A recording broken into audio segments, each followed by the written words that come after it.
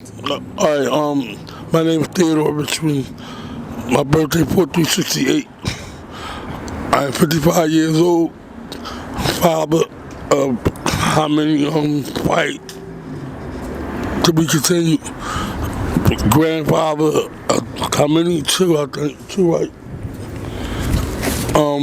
I'm gratefully intended as a Muslim to a beautiful young lady who has been putting up me, helping me change mentally. Also, not just mentally, physically, and of course, my addiction for the last 4 years. And first, I say, may Allah protect and guide and reward for her help and trying to redirect my ways.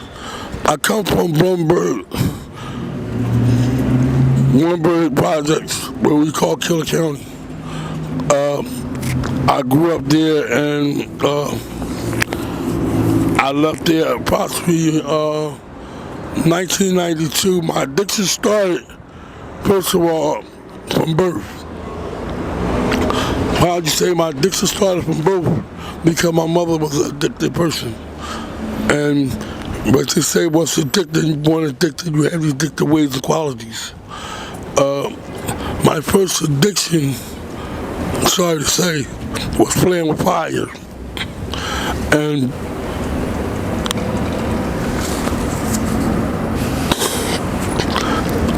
I used to take and burn my brothers and burn my siblings.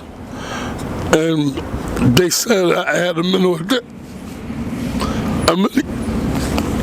It's all right, brother. Take your time. They said I had a mental disability, and I had a drive.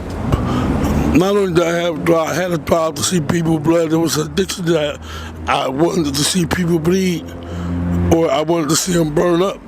And so I burned my little brother, and I killed my other little brother. So they put me on mental meds. But it didn't stop there.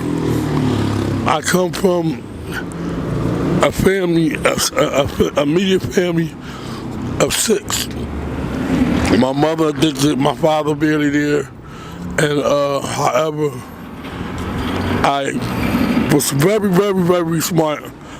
I was the highest in my class. My IQ was amazingly high. So I never had no problem with reading and writing. However, I was accused of a crime that I didn't commit at the age of 11. And it cost me everything that I thought I wanted to be. So that left me the life of crime, street crime. I moved to Bloomberg prison, or Bloomberg County, or Bloomberg Killer County, and the season after, 1979, that the Eagles lost the championship. I moved up here as a babysitter to my 3 siblings, my little sister and my 2 little brothers. However, being a big brother, not having a father, not having my mother all the time, I was always told and reported that I would never be a punk. I was a leader and I was a controller, and my father raised me what we call an Islam, a mujahid, one who leads, or one who controls, or one who fights, or one who drives, or one who waged war. I waged war with myself for many years, right, until I was introduced to a drug called PCP by, I don't want to say these people because they're very close and to guard them, but they was very close, and we would have lives, we became womenizers. We say womenizers, we would use drugs just to get what we want from these women. Of course, not raping them, but this is ways, you know what I mean, that we would get what we want and so control or the mental of a woman. From this point, I began to sell PCP and make PCP.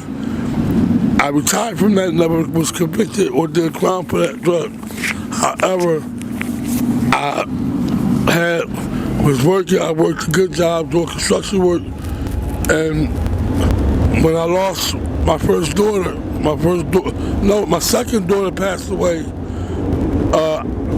I needed to bury her, which led me down 6 of Westmoreland to where my brother was staying, and I needed his help to have funeral arrangements, whatever it might be, for my daughter. From that day point, all hell broke loose. The anger, the wanting to kill, the wanting to hurt, right, did not stop. But this day, I was offered to sell what would be $2,000 worth of drugs that I can keep, that had got taken by one of my family members. And the thought of basically sharing the control that was on the street I went, which was 6 of Westmoreland, that I went down there another day. And I seen that I made that much money in 4 hours, making $10 an hour, and the money I made was double the money that they took. I hustled until one day my hand touched a powdery substance they call cocaine, sugar-based, and I liked the feeling. So I snorted cocaine up until I started preparing cocaine for another to keep them unaware, but another block, which is Renee was best. I cut cocaine by the pounds, by the kilos, and I started snorting this pure cocaine from the kilo until I started hanging with this female who was a lesbian, and I was doing so much, so cocaine was making my nose, it would bleed unconsciously. This particular night, this lesbian, which would be the first night that was destroy me, you know what I mean, would destroy my endeavors. When she told me to take and close my eyes, and she would take and put, but we had pipes, what we would call pipes. She would put the pipe, and at this particular time, she had told me, I'm tired of your nose bleeding my fuck out. She was just question. She put the pipe in my mouth, she told me to close my eyes, zip them out my pants, and at this time I had the best feeling that life could probably ever given you. And this was the life that I chased. You know what I mean? This was the life that I chased, and that was the life that I endured. Up until the woman that I am with right now, which I'm out here because a choice that I chose to. I had a house in Lehigh Avenue that burnt up, that I was making a lot of money, and I looked at this beautiful, pretty woman, was hoping that she'll be my wife, and we can make things better.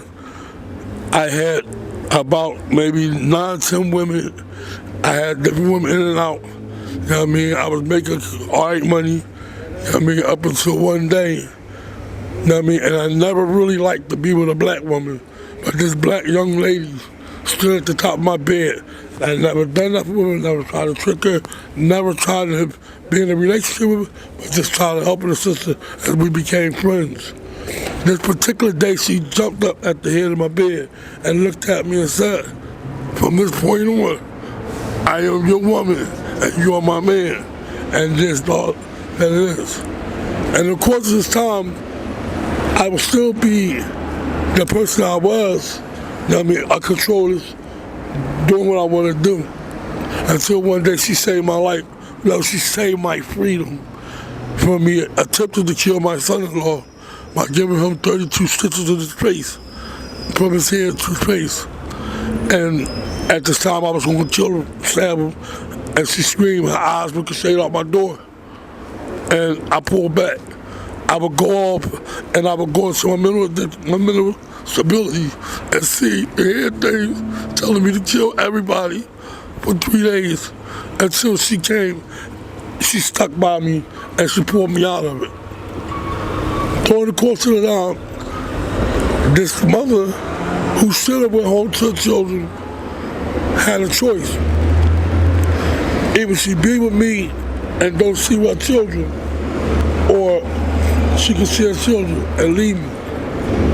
But that was the power they had to use her children. However, she chose to change my life.